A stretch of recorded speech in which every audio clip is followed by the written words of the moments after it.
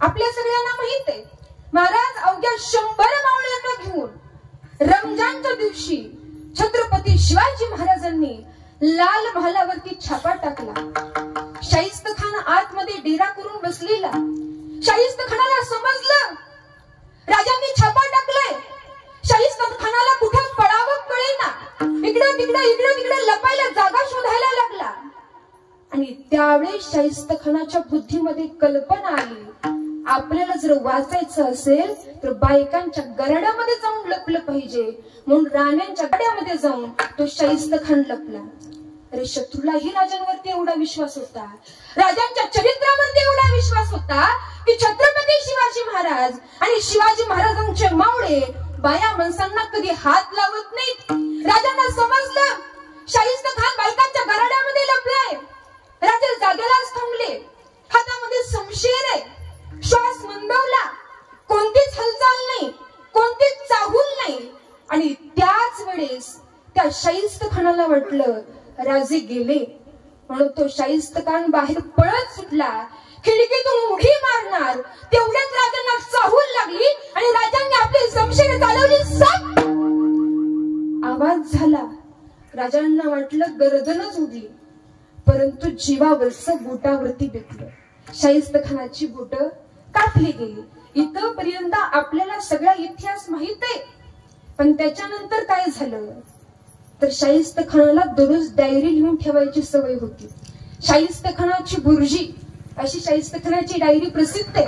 त्याच्यामध्ये तो शाहिस्ते खान लिहितो की रमजानच्या दिवशी ते छत्रपती शिवाजी महाराज वाऱ्यासारखे आले, तुफानासारखे निघून गेले. कसे आले कसे गेले काहीच कळलं नाही.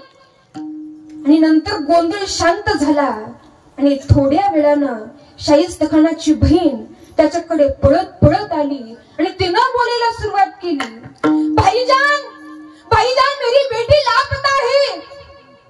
शाहिस्ते खानानं स्मित हास्य केलं आणि उद्गार काढले, छत्रपती शिवाजी महाराज आणि त्यांचे मावळे तुझ्या पोरीला पळवून नेणार नाहीत. आणि नेलंच असेल ना तर बेफिकीर राहा. स्वतःच्या लेकीसारखं, स्वतःच्या आईसारखं, स्वतःच्या बहिणीसारखं ते तिचा सांभाळ करतील. अरे शत्रूला सुद्धा राजांवरती एवढा विश्वास होता. म्हणून आदर्श राजे हे छत्रपती शिवाजी महाराज आहेत. अमेरिकेच्या बोस्टन विद्यापीठामध्ये शिवाजी द ग्रेट मॅनेजमेंट असा 100 मार्काचा पेपर घेतला जातो. पाकिस्तानमध्ये सुद्धा आदर्श राजा असावा तर छत्रपती शिवाजी महाराजांसारखा म्हणून धडा शिकवला जातो. पण महाराज शोकांतिका या गोष्टीशी वाटते की महाराष्ट्रामध्ये बरीच लोक राजांचा इतिहास पुसण्याचा प्रयत्न करतात.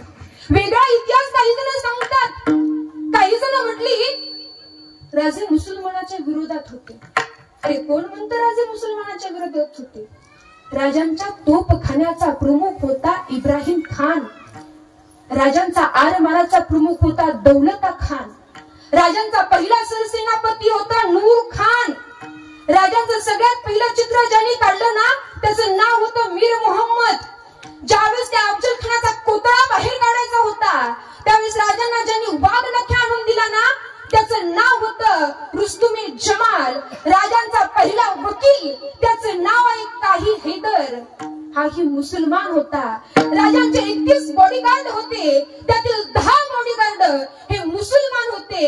एक गोष्ट लक्षात ठेवा, जाती विरुद्ध लढणारा आपला राजा नव्हता. आपला राजा हा अन्यायाविरुद्ध लढणारा होता.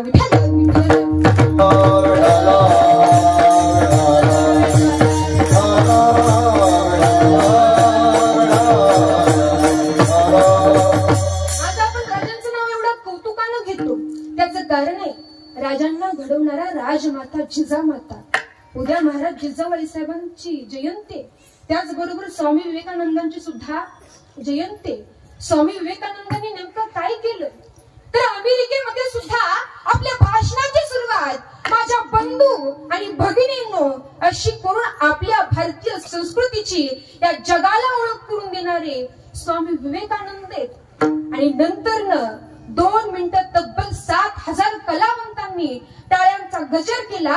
आणि या टाळ्यांच्या गजरामध्ये आपल्या भारतीय संस्कृतीला दंडवत घालायला लावणार हे स्वामी विवेकानंद. जयंती कोणाचीही साजरी होत नाही.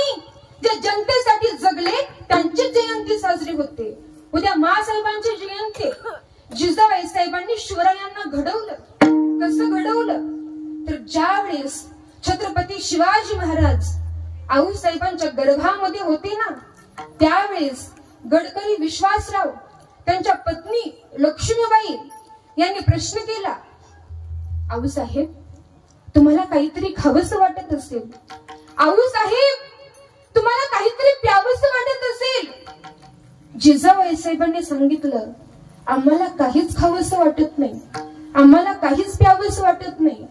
आणि त्यावेळेस लक्ष्मीबाई प्रश्न करतायत, जिजाबाई साहेब तुमचे डोहाळे सांगा.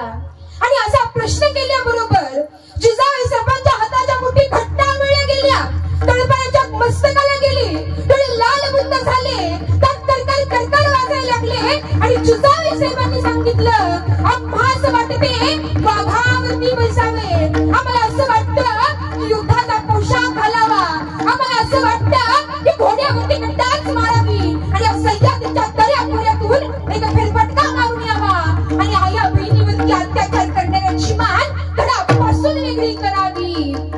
हे होते जिजाबाई साहेबांचे डोहाळे. आणि यांच्या पोटी छत्रपती शिवाजी महाराजांचा जन्म होतोय. विठ्ठल विठ्ठल. हळूहळू दिवस निघून जाऊ लागले.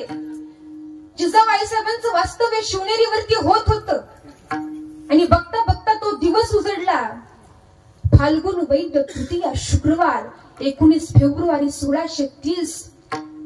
आऊसाहेबांच्या बाळंतपणाच्या वेदना सुरू झाल्या. गडाचा दरवाजा बंद करण्यात आला. विश्वासरावांनी आधीच चांगल्या हातानाची सुईण गडावरती आणून ठेवलेली. आणि नंतर रडणाऱ्या बाळाचा आवाज ऐकायला यायला लागला. एक बाई बाहेर आली. विश्वासराव तिला विचारतायत, काय झालं? ती बाई म्हटली, पुत्र झाला. अरे पुत्र कोणाला झाला? पुत्र जिजाबाई साहेबांना झाला. पुत्र कोणाला झाला? पुत्र शहाजीराजांना झाला. पुत्र कोणाला झाला?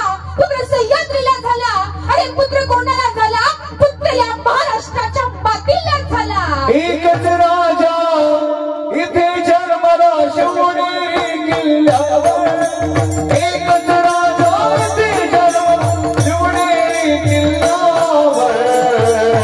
माझ्या देवाचं नाव गाजतंय गड किल्ल्याच्या दगडावर, माझ्या राजाचं नाव गाजतंय गड किल्ल्याच्या दगडावर.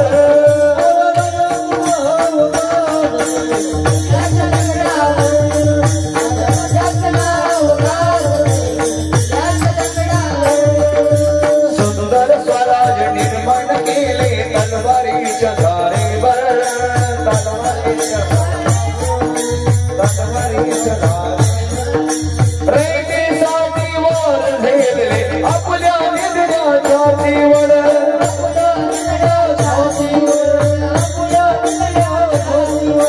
प्राणपणाहून लढले भावले भरोसा राजावर, प्राणपणाहून लढले भावले भरोसा राजावर. माझ्या राजाचं नाव गाजतंय गड किल्ल्याच्या दगडावर, माझ्या देवाचं नाव गाजतंय गड किल्ल्याच्या दगडावर. दगडावर माझ्या देवाचं नाव गाजतंय किल्ल्याच्या दगडावर. शिवाई देवीच्या कृपेनं शिवनेरीवरती राजांचा जन्म झाला म्हणून नामकरण करण्यात आलं शिवाजी. राजांची राजनीती जर आपण पाहिली ना, तर प्रत्येक गोष्टीतून काही ना काही शिकायला मिळतं. राजांनी माणसं जपली आणि वस्तू वापरली. आजकाल आपण वस्तू वापरतो आणि माणसं कामापुरती जपतो. आणि राजांनी आपल्याला काय शिकवलं? तुम्ही किती आहात हे महत्वाचं नाही, पण तुम्ही कोण आहात ना हे फार महत्वाचं आहे. कारण ज्यावेळेस फत्तेखान आलता, त्यावेळेस 7,000ची फौज घेऊन आलता. राजांकडे फक्त 1,000चं सैन्य होतं. ताकद का दुसरा नाम अफजल खान. तो ज्यावेळेस आला त्यावेळेस 40,000ची फौज घेऊन आला. राजांकडे फक्त 7,500ची फौज होती.